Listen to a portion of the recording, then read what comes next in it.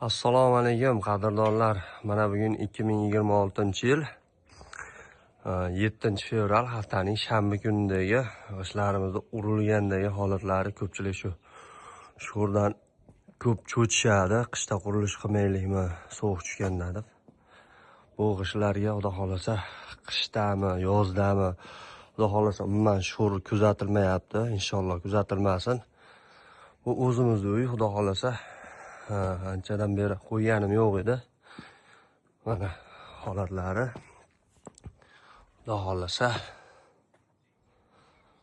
bu narsa yuvilgan, netgan emas, xudo xolasa bu yomg'irlardan o'tib gandagi holatlari. G'ishtlarimiz standart holatda 6-12-25 razmerlari. Ranglari ko'rib turganlaringdek qizil sariq atlasnoy holatda. Hozirgi kunda bundan ko'ra sariq chiqyapti g'ishtlarimiz.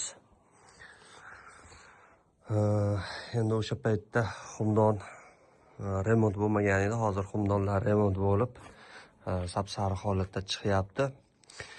Nariga videolarni ham qo'yib boryapmiz. Narxlarni, razmerlarini aytib o'tdim. 750 so'mdan zavodni o'zida juma kuni 740 so'mdan qilib qo'yganmiz. Vodiy bo'ylab katta kichkina mashinalarimiz bor. Bemalol olib borib beraveramiz.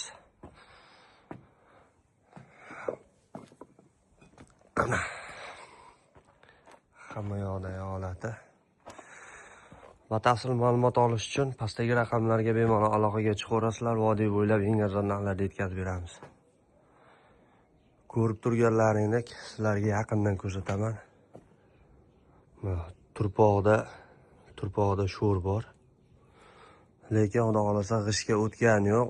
Imkoniyat darajasida yaxshi turpoqda ursalaring, sho'rlamaslik darajasi bundan ham yuqori bo'ladi.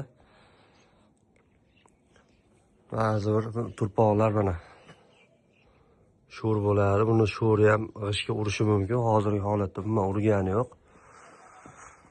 G'ishtlarimiz sanoqlariga uqalanib ketmasligiga 100% garantiyalari bor. Batafsil ma'lumot olishcha pastdagi raqamlarga aloqaga chiqaverasizlar qadrdonlar. Vodiy bo'ylab eng arzon narxlarda yetkazib beraveramiz.